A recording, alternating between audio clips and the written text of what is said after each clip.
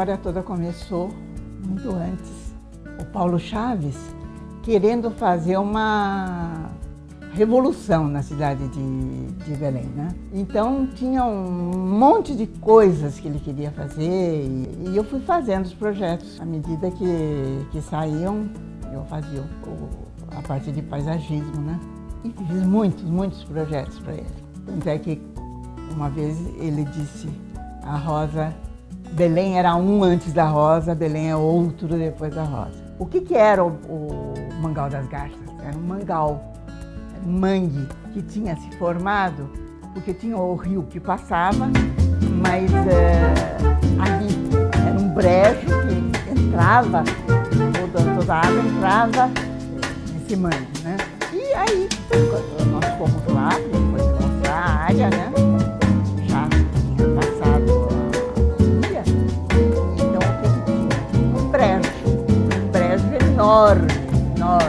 E aí ele falou, olha, nós vamos secar esse brejo e aqui eu vou fazer uma série de restaurantes, de coisas, ocupar esse brejo aqui.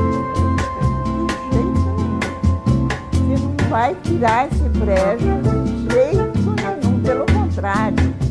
Nós vamos fazer a água do rio voltar para cá. Eu disse para ele, você está vendo essa planta aqui? Tinha umas folhinhas ali. Essa planta é uma planta nativa do norte e todas as cidades acabaram com ela. E nós temos aqui. E aqui nós vamos recriar essa era a monstera. Ele acatou a ideia e nós fizemos o lago entrar. Então, essa é a história básica do Mangal das Garças. Bom, isso fez parte de todo o meu trabalho, meus estudos. Eu estudei muito a vegetação brasileira das diversas regiões, né? Estudei muito isso. Eu conhecia bem.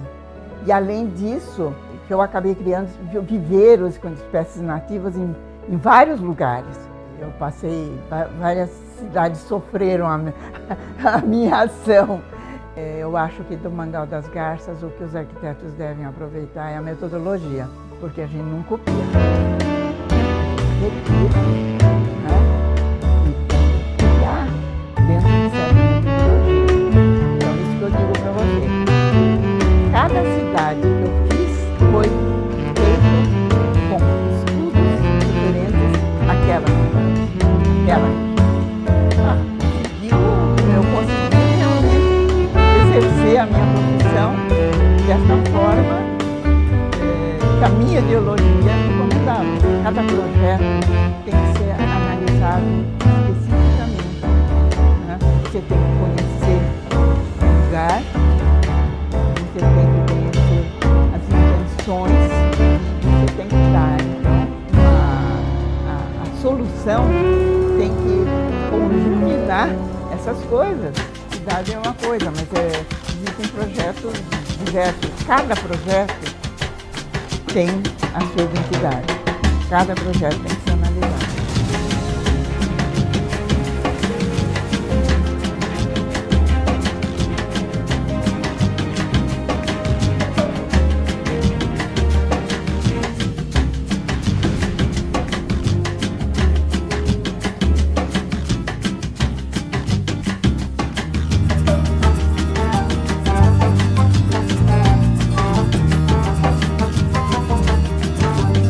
O desafio era que eles estavam prestes a se mudar de país, sair do Brasil, e eles queriam uma base em São Paulo e que também isso pudesse gerar uma renda, pudesse ser um Airbnb. Ele é diretor de cinema, ela é figurinista, então tem um apelo visual muito grande já na vida dos dois.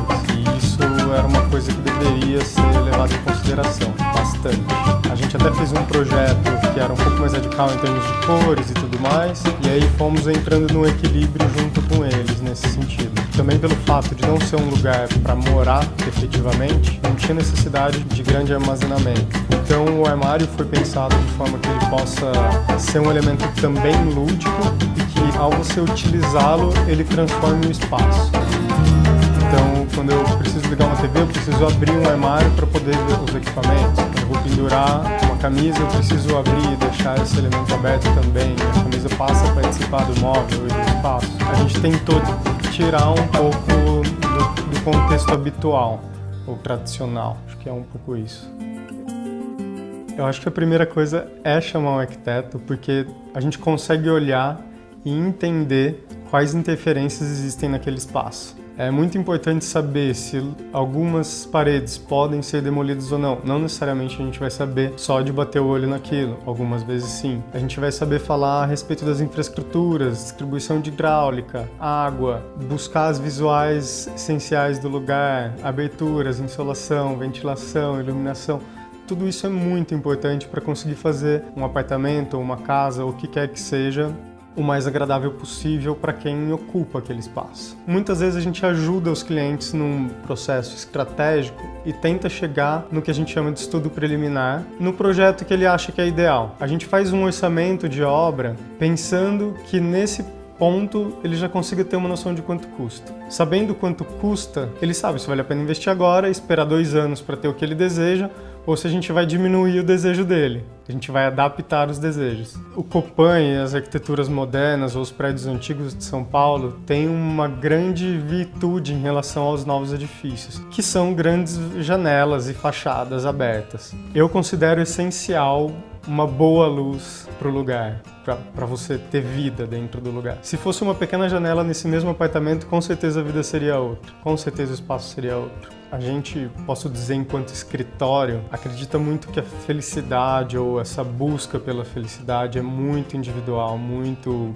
personalizada. É quase impossível dizer que a felicidade vai ser unanimidade em todos os espaços para todas as pessoas. Tem pessoas que gostam de um pé direito mais baixo e dizem isso ser mais acolhedor. Tem pessoas que preferem um pé direito mais alto porque se sente mais livre. Então é muito difícil dizer algo preciso. Existem alguns pontos, a busca dos alinhamentos, fazer com que as coisas estejam sempre encaixadas e posicionadas da melhor maneira possível. Isso gera uma harmonia muitas vezes inconsciente para quem está no espaço. Os alinhamentos todos que o arquiteto busca às vezes na prancheta é imperceptível para quem está passando, mas aquilo faz com que o ambiente se torne mais prazeroso de ser ocupado. Essa kitnet em si, situada no Copan e estando no Airbnb, fica muito fácil você entrar lá e ver vários relatos de pessoas que ficaram apaixonadas pelo mobiliário, pelo como os clientes tratam, pelo design, enfim. Eles recebem muito aqui amigos, diretores de cinema que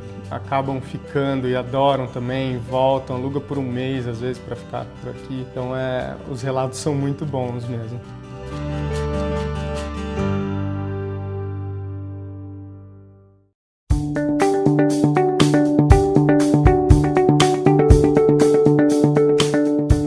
Esse empreendimento todo, ele está localizado em uma antiga fazenda agropecuária que tinha aqui na região. E a cidade foi crescendo, foi se expandindo.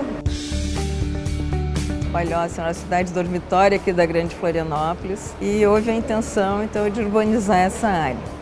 Na época, eu trabalhava no órgão de planejamento de Florianópolis, nós tínhamos organizado uma oficina de desenho urbano da cidade. Então, eles acompanharam toda a discussão e eles me chamaram para vir aqui para discutir essa região, né? A intenção desse projeto. Eu acho assim que teve uma conjugação muito interessante aqui de empresários que queriam fazer alguma coisa com qualidade, tinham disponibilidade de recursos para isso e que reconhecia e valorizava o trabalho técnico. Então esse sempre foi a receita básica para o andamento dos trabalhos aqui. Ocorreu já no momento da centralidade, em viagens feitas pelo Valério Gomes, no caso, que é o empreendedor aqui, o Junei, que era um engenheiro que acompanhava, que eles tiveram contato com o novo urbanismo dos Estados Unidos. E aí houve uma solicitação de consultoria, eles fizeram todo o contato, né, com o André Duane, e uma consultoria da DPZ veio nos orientar nessa fase de projeto da nova centralidade. Eles trouxeram uma metodologia que chamava de charrete. E o que é a charrete? A charrete é você juntar vários atores, então chama-se prefeitura, chama moradores, chama tudo, e se faz às vezes uma imersão. As primeiras a gente ficava um final de semana aqui, almoçando e jantando, porque não tinha essa... Era ainda fazenda, era a Unisul sendo construída, e nós trabalhando na sede da fazenda ali em cima da colina. Então, entrava numa imersão muito grande. E o importante era que, assim, sempre com consultorias externas, mas nunca com pacote pronto. Essa consultoria, ela vinha para subsidiar uma equipe local. Então, havia um chamamento dos escritórios locais aqui que acompanhava a evolução da ideia. Ela vinha nesse cruzamento dessa informação, desse conhecimento externo, ancorado no conhecimento da realidade local aqui, através dos profissionais aqui. E nós brincávamos que nós tínhamos que tropicalizar o novo urbanismo. Tropicalizar no sentido de que os princípios que ele traz são princípios universais, né? É a cidade pedestre, é a mistura de uso. Na realidade, o urbanismo se inspira muito nas antigas cidades, né? Então é resgatar um pouco essa mescla de uso, essa mescla de moradores, melhorar o conforto dos espaços públicos. Então tem uma série de princípios que o novo urbanismo traz e que eu entendo que são universais. E foi essa linha, essas guias que a gente seguiu, então, no projeto dessa nova centralidade, né? Quando tem assim um evento, uma atividade, é muito lindo você ver a apropriação das pessoas desse espaço público, das várias faixas etárias. Uma cidade aberta, esse é um diferencial que a gente trabalhou muito esse conceito no início, porque chegou a se discutir a possibilidade de condomínios e nós fomos buscando elementos para mostrar a importância de uma cidade aberta. Então, eu acho que esse é um diferencial importante. Essa cidade aberta, ela traz qualidade não só para quem mora aqui, mas para as pessoas que moram próximos, que desfrutam desses espaços públicos. Isso é uma coisa assim, extremamente importante. Se você pegar qualquer profissional da arquitetura e do urbanismo e perguntar qual é a cidade ideal, ele vai te dar isso aí. Né? Nós estamos inventando a roda. Na realidade, eu coloco assim como profissional a grande oportunidade que eu tive de participar de um projeto onde eu vi concretizado o nosso discurso. Preocupação com a sustentabilidade, onde eu vi concretizada a preocupação com o pedestre, com calçadas de qualidade, com o compartilhamento do carro, com a bicicleta e com as pessoas. Isso aí está no discurso de qualquer arquiteto.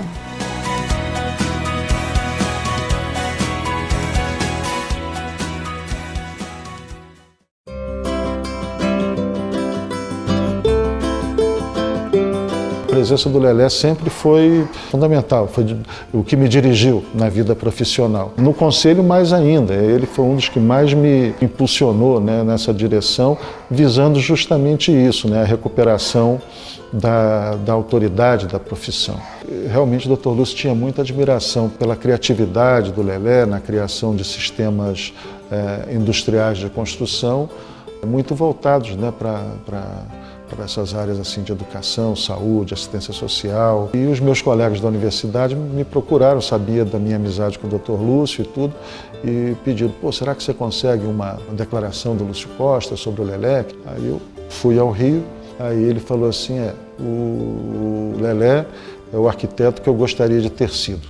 O Lelé me pediu para ir à Fortaleza, para escolher um terreno para a gente implantar o hospital. Eu fui para o Ceará, em princípio, para buscar um terreno na beira, mais próximo ao mar, para tirar partido da brisa marinha, né? Fizemos uma reunião no escritório do Delberg, onde eles me convenceram, ao invés de buscar um terreno à beira-mar, um terreno no interior, né? E com a mudança do aeroporto, essa região ficaria livre para construir prédios em altura também, e eles, os arquitetos cearenses, entendiam que era, vamos dizer, uma área muito importante para o desenvolvimento urbano da cidade. Me fixei num determinado terreno lá, em torno de 200 por 400 metros, levei os desenhos e fotografias para Salvador, para o Lelé ver, e ele olhou e falou, tá bom, vamos fazer aí, tá, vamos fazer assim então. E aí lá fizemos e de fato foi muito bom. É o espaço da fisioterapia e hidroterapia, que tem esse grande arco tem um vão em torno de 20 metros e é um espaço em que acontecem atividades, né, necessárias aqui ao funcionamento do hospital. E é um espaço muito bonito, como vocês podem ver, né, bem integrado, que tem, né, toda essa parte do verde, né, do ambiente assim, muito agradável e generoso, né, característica muito marcante do Lelé. E externamente a gente tem os solários, que são espaços de convívio e que fazem parte também do tratamento da Rede Sara. Né, os pacientes convivem lá, né, às vezes à noite, tocando violão, né, eles vão tomar sol lá nesse espaço. Né, então é um lugar muito interessante que o Lelé habilmente conseguiu oferecer para a gente. Né, isso traz uma poesia e faz um diferencial muito grande na questão da recuperação do paciente. Nas obras do Lelé, vocês podem perceber uma integração muito grande com as artes, com o paisagismo e tudo isso, aonde a gente vai no hospital, né, você pode perceber essa presença dessas diversas formas assim, de mostrar arquitetura e de integrar arquitetura. Você chega, tem uma recepção principal e aí você tem por cores os setores aonde você vai ser encaminhado para ser atendido. Então isso ajuda também. O Lelé, ao lançar os primeiros estudos, né, do projeto no papel, ele procurou deixar aquela área intocada e empurrou o hospital para o outro lado, e isso obrigou a ter um bloco vertical, né, o bloco de internação, a parte de hotelaria, né, do hospital, foi feito na vertical, deixando na parte plana a área de diagnóstico e tratamento, serviços e no meio ali desse arvoredo tinham duas pequenas clareiras. Aí lá nós embutimos a residência médica e a escolinha para crianças. É bem interessante, né, a gente vê a alegria das crianças, né? A gente tem um parquinho do lado de fora que elas podem, né, também interagir nesse espaço. Então tudo isso ajuda no tratamento aqui do Hospital Sara. A sensação é que você não está no hospital, né? Parece que você está num ambiente menos no hospital, né? Isso é curioso. Então a gente está sempre com essa perspectiva de estar vendo verde lá fora, de estar vendo painéis coloridos. É a poesia, né? A arquitetura com poesia. O edifício ele é muito espartano, né? Não há materiais caros, é tudo feito de modo comedido, né? Mas naturalmente não abre-se mão de obras de arte. O Atos Vulcão foi muito presente e é importante, né? Para a pessoa se revitalizar, assim, né? Se alegrar um pouco, né? Alegrar a alma também, né? O auditório, né, como todo Sara, ele é pensado para o paciente, para as pessoas que têm dificuldade de locomoção, as pessoas que estão em camas macas, né, que não têm acesso. Quando nós iniciamos o projeto do Hospital de Fortaleza, nós já estávamos montando em Salvador o Centro de Tecnologia da Rede Sara, que se propunha a realmente construir o prédio inteiro, em partes, né, e mandar de caminhão só para montagem no terreno. Então, o Hospital de Fortaleza foi o primeiro hospital 100% realizado pelo Centro de Tecnologia da Rede Sara. Nós não compramos nada de lugar nenhum, um tijolo, madeirite para fazer forma, nada. Tudo veio pré-fabricado de Salvador. Em Fortaleza nós só montávamos. Então foi uma obra assim com perda zero. Tudo que entrava era montado, as peças pintadas já vinham pintadas e já montava, estava pronto e tudo, sem perda de energia, pelos sheds, né, pelo efeito da convecção, diferença de pressão, né, e tudo provocava um movimento de ar vertical, um fluxo, né, de ar vertical bastante interessante, inclusive para o hospital. Em vez da ventilação cruzada, um fluxo mais vertical, que evita também a disseminação de bactérias. E esse foi o primeiro que nós fizemos também totalmente em meio eletrônico. Então, tanto no projeto quanto na obra, foi realmente um marco importante assim, nessa produção. Quando ainda não existia a palavra sustentabilidade, né, ele já se aplicava muito à garantia de ter poucas perdas na construção, quer dizer, reduzir a perda de energia, no fim das contas, né, nas construções, e aproveitar ao máximo, né, a iluminação natural, a ventilação natural. É muito característica na obra do Lelé o uso da cobertura com sheds. Sob coordenação do Lelé foram desenvolvidos mobiliário e equipamentos rodantes, né? Inclusive a cama com o quadro balcânico incorporado, que mesmo o paciente tracionado, ele pode se deslocar. É uma obra toda modular, né? Um jogo de montar, um Lego. Ele é um arquiteto que sempre esteve à frente do tempo dele, né? Jamais abriu mão assim, de entregar o edifício, mesmo por mais espartano que fosse, assim, econômico, mas sempre com obra de arte, um paisagismo bem executado, a obra primorosamente executada, né? Chegar dialogando com a comunidade com o respeito que ela merece.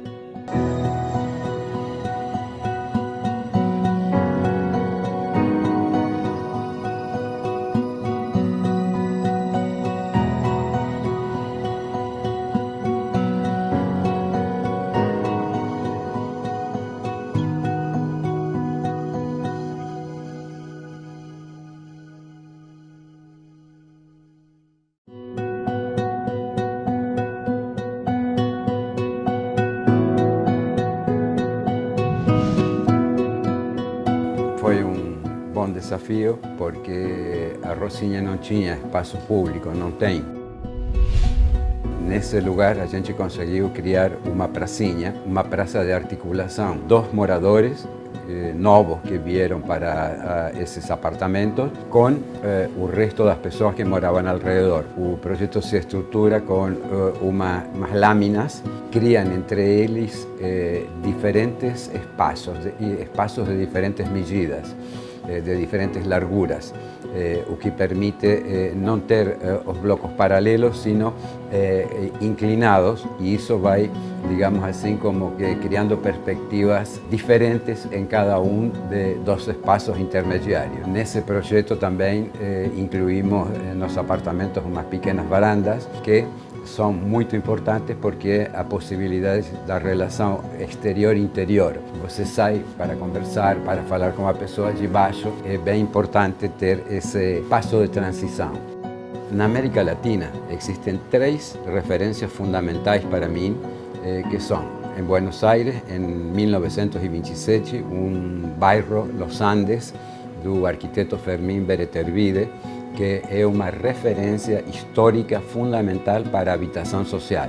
Conjunto de térreo mais 3, que é exatamente o que temos aqui na Rocinha. Então essa é uma primeira referência. A segunda referência latino-americana, obviamente, é Pedregulho, que incorpora a paisagem, o conjunto, ao edifício que vai serpenteando o morro, e não só faz habitação, sino que faz a escola e faz comércio também e outros equipamentos. E terceira referência é nos anos 67, Previ Lima, que foi uma experiência de um concurso internacional, onde vários arquitetos de várias partes do mundo projetaram diferentes casas que continuam sendo hoje lugar de referência quando se pensa em habitação coletiva agrupada, formando cidade.